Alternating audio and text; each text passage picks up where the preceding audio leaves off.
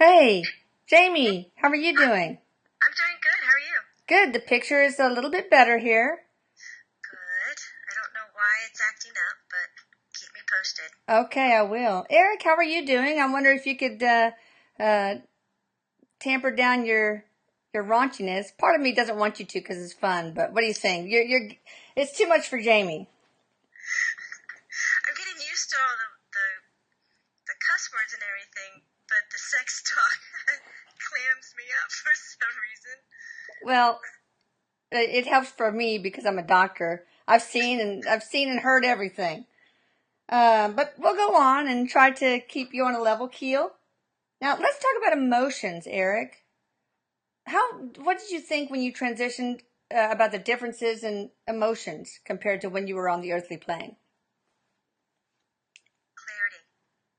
The first thing that you notice is how real your emotion feels. Because you know how sometimes your mind can fuck with you and say, oh, you're just feeling that because you want revenge or you want something out of it. Not true anymore. Now when you're feeling something, you're feeling it hardcore. He's not going to let up on you, is he? No, he's not. You just take the word hardcore and go down a rabbit hole just for a second. Now you know where I am. Well, he knows you're easy to tease. I am so easy right now. I need to do some Zen prep stuff when we start to film. He'll just ratchet up a notch.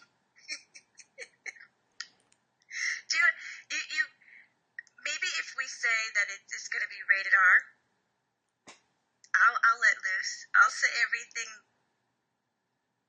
that he puts at me. Maybe. No, I will. Really? If we tell everybody who's about to watch it that it's rated R. Okay, it's rated R, people. Go ahead.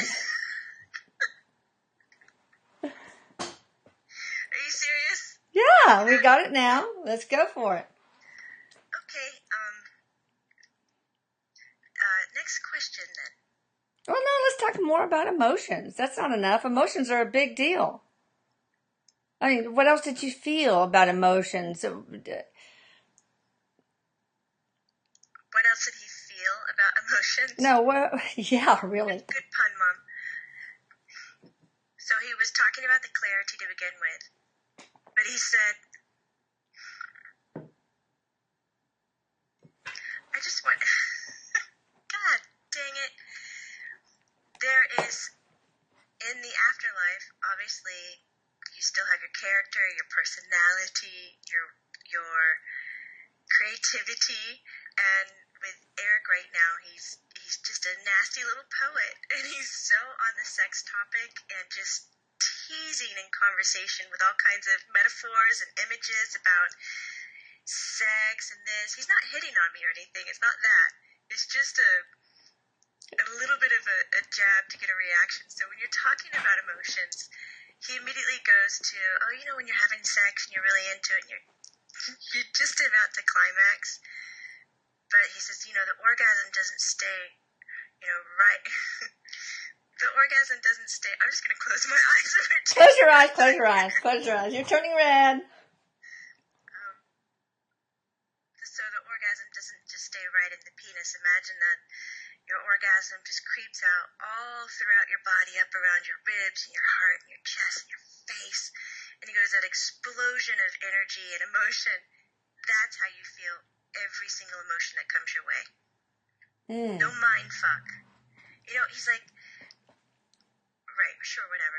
Because the reason I'm talking about this with terms of sex is that you can't think of anything else when you're having sex, or else it ruins the moment. Because, come on, all of us guys know the baseball trick. And when you're in spirit, he said it's kind of the same thing. When you're feeling an emotion, there's no room for mind space. You're not going to sit down and analyze it. It's just the emotion that you're going through is way more valued than any other experience that you're about to have. That's why sex should be way more valued than any other thing that you should do. He's teasing, but he's saying it, so I'm going to try to say it. Okay. But what about He has the upper hand. What about, yeah, he does. What about negative emotions? Can you feel negative emotions like jealousy, resentment, things like that over there? He's just rearranging himself in the seat. Rearranging himself? No, he actually wasn't doing that.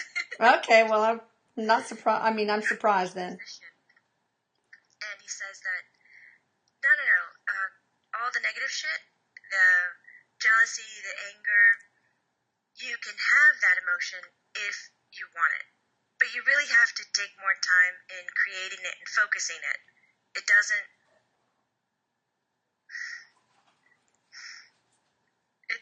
come over you. Just think of an image. Oh, God. This is the problem. We've got to find some way where whatever I can see in my head, I can just show it to you. Just show it to you. And then just keep on talking. It's like, imagine you're being filmed kind of like this, and somebody's on the other side just holding up visual cards, like cue cards things, and they're just so out of the ordinary. And you're trying to keep a straight face and succeed in the task that you have at hand, and just randomness keeps popping up. That's what he's doing. The jealousy, anger, you can create it for yourself, but it's not given to you by somebody else. Oh. Because, we've talked about this before. These different dimensional planes that we're on don't hold on to these lower or denser emotions. They survive more at the bottom of the ocean, the bottom of the dimensions. Right? He raises up his arm. He's like, we're bottom feeders on Earth. People on Earth are bottom feeders. He's teasing. But he says it's so exciting to get there because you can't get that once you rise to the top of the ocean. You can't find that darkness. You can't get that mysterious vibe and anxiety and need to strive and succeed and survive. He said it just doesn't exist here. Doesn't make it better or worse. It does make it extremely different, and it does make it extremely exciting to be on Earth. Oh my God, that's a true pause. Nothing is said, no images in my head, it's just pause. Wow. So, you said one time that holding on to negative emotions over there is like gripping onto greased monkey bars. There's just no space for it, right? It's like oil and water? Correct. Okay. That sounds good. Well, let's go on to movement then. Tell me how you move. He's not a good dancer. Oh, God, no. He was awful. He's standing up. He has his hands at the backside of his head, and he's shaking his hips. It looks like a 2 or 3-year-old kid would do to get a laugh. He's like being really goofy about it. Sit down. Movement. Okay. If you're watching, you have to get the image of cars, planes, boats, scooters, skates, all out of your head. And also the concept of walking. Because remember, you're stuck in the belief that time is linear, so you have to make a process and a plan to get from point A to point B. Here we don't have to do that. We can just move into point B without making any kinds of plans. If you can create it and manifest it in your energetic body, the spirit, then you're going to go there. If you can see it, think it, direct yourself there, you arrive. So movement transcends space and time. That's why it's so easy to be able to go home. And also, if somebody's thinking of me in Arizona or in Jamaica, then he can just take off. Just like that. In the following, what we would consider a second, he would be in a different location. Well, it saves on frequent flyer miles, I guess, huh? Hey, it saves on our natural resources, too. Oh, that's true. So He's just shouting, go green! So, where all can you go? Where can you go?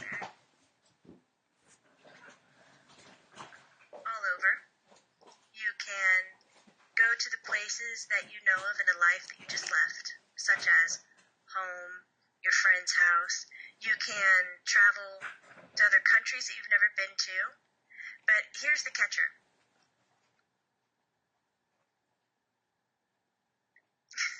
Here's the catcher, and he goes, and he's just kind of rubbing his hairless little face. And he's tugging at his t-shirt. You don't have to just stick to the, air quotes, time frame that you just left. You can also check into your other lives, past lives, future lives, however you want to do that, right? So you can end up in those places, or current places, and then you can end up anywhere you want to in the world. But then, here we go. We also have, I said, who's we? And he said, we is every living being, the collective whole. We also have access to other planets and other locations that we can also communicate and travel to. We're not just shut off to ourselves. Not like how you feel when you're living on Earth, that you don't have access to people on, X galaxy, in X universe. But we, in spirit, have an understanding that there are other interdimensional races, and we have ways of communicating and exchanging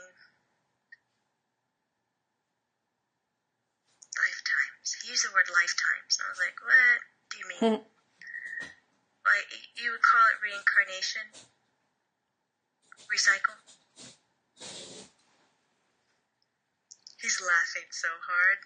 These people are going to wonder what that sound is. I know. I don't know what it is. I think the cat or the dog is going after a corrugated box. I'll figure it out. So you travel just basically by thinking, right? Yes, manifesting it within your body, whether it's your head or your heart, and you arrive. Oh, well, there's a component of time in that. Think, and then it happens.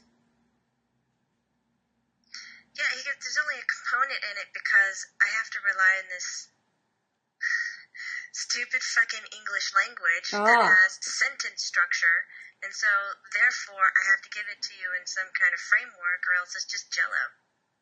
Jello. Well, I think we should end off on that word, because that just makes all sorts of sense. Now, everybody, stay tuned for part 3, but I would like to tell you that you can visit Jamie's site at With Love and Light, WITHLOVEANDLIGHT.com. Ooh, I was good at that. And then you can visit Erik at www.channelingericwithak.com. See you for part 3, everybody.